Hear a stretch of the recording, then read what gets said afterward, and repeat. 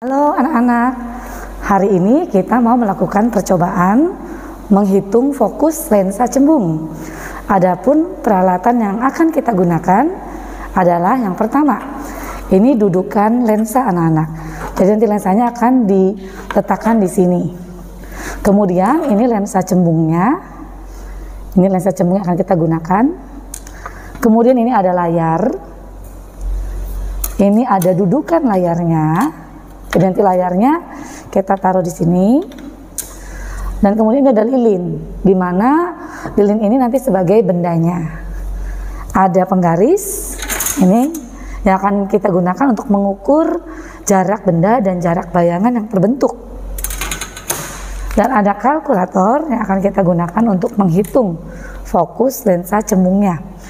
Anak-anak, lensa cembungnya nanti kita letakkan seperti berikut ya. Jadi kita jepit menggunakan dudukannya. Nah, ini dia. Ini posisi lensa cembung yang akan atau siap digunakan untuk percobaan. Anak-anak, langsung saja ya, kita akan menyusun peralatan yang ada agar kita bisa segera melakukan percobaannya. Yang pertama begini anak-anak, yang perlu kalian ketahui, sifat lensa adalah membiaskan cahaya atau meneruskan cahaya dengan pembelokan arah. Oleh karena itu, lensa kita tempatkan di tengah anak-anak, di antara lilin sebagai benda dan layar yang akan menangkap bayangan dari lilin ini. Seperti ini anak-anak susunannya, tolong diperhatikan. Baik, berikutnya kita akan menyalakan lilin. Kita nyalakan.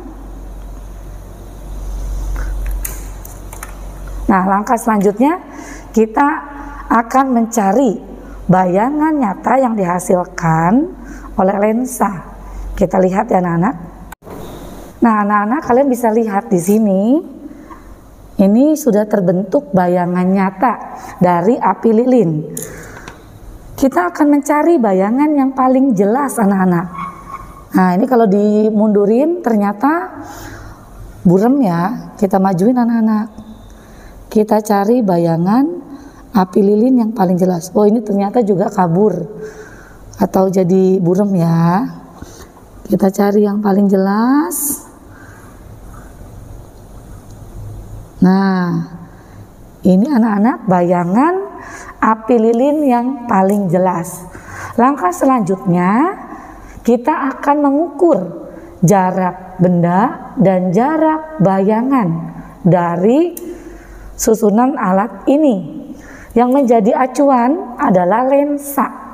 Jadi yang dimaksud jarak benda adalah dari lensa ke bendanya, ke lilin. Sedangkan untuk jarak bayangan dari lensa ke layarnya atau ke posisi bayangannya anak-anak. Kita ukur satu persatu menggunakan penggaris yang tersedia. Kita lihat ya. Jarak benda dulu. Di sini terukur 18 cm anak-anak. Jarak benda itu nanti lambangnya SO, karena benda itu kan objek anak-anak. Kemudian kita ukur jarak bayangannya dari lensa ke layar anak-anak. Di sini terukur 21 cm. Hasil pengukuran kalian catat di dalam tabel yang sudah tersedia untuk diolah atau dihitung nilai fokus dari lensa cembung yang digunakan. Semangat! Baik anak-anak, kita akan melanjutkan proses berikutnya, yaitu perhitungan. Kita akan menghitung fokus lensa cembung dari percobaan tadi menggunakan rumus atau persamaan berikut anak-anak. F sama dengan SO dikali SI per SO ditambah SI, yang mana F itu merupakan fokus lensa satuan cm, SO itu jarak benda satuan juga cm, SI itu jarak bayangan satuan cm. Dari percobaan yang tadi sudah dilakukan, kita mendapatkan nilai SO 18 cm dan SI tadi bernilai cm. Tinggal dimasukin ke rumus anak-anak. Tuliskan rumusnya dulu. F sama dengan SO kali SI per SO ditambah SI. Langkah selanjutnya kita masukkan nilai SO dan SI-nya. F sama dengan 18 dikali 21 per 18 ditambah 21. Kita dapat menggunakan kalkulator untuk membantu proses perhitungan. 18 dikali 21 hasilnya adalah 378.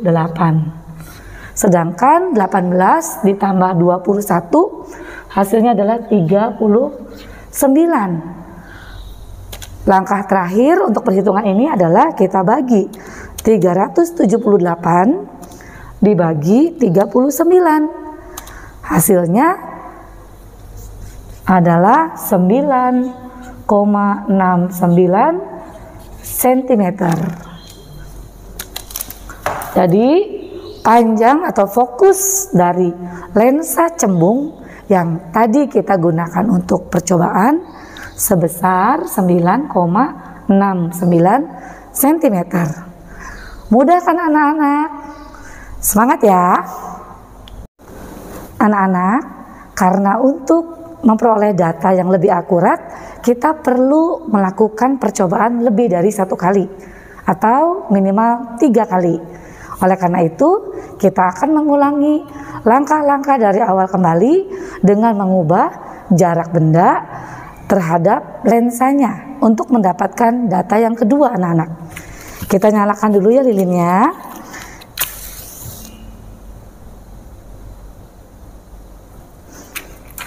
Ini tadi kondisi pertama anak-anak. Nah sekarang kita akan geser lilinnya, kita jauhkan dari lensa anak-anak.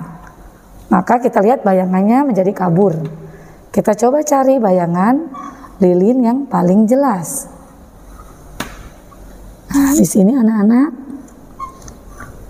kita melihat bayangan lilin yang paling jelas posisinya. Nah, kita harus luruskan dulu ya posisi lensanya, nggak boleh miring. Kita ukur lagi anak-anak jarak benda dan jarak bayangan. Kita lihat di sini. Ternyata jarak bendanya 26 cm. Sedangkan untuk jarak bayangannya kita ukur di sini 15,5 cm. Nah, langkah berikutnya setelah mendapatkan nilai jarak benda dan jarak bayangan, kita masuk lagi ke dalam perhitungan anak-anak. Masukin lagi ke rumus ini. Kita catat dulu. Tadi jarak bendanya 26 cm dan jarak bayangannya 15,5 cm. Nilai fokusnya kalian silahkan melanjutkan sendiri ya. Caranya sama persis, hanya ganti angka saja. Bisa kan anak-anak? Fisika itu mudah kok. Asalkan kalian mau mencoba, mau berusaha, dan semangat. Selamat mencoba anak-anak.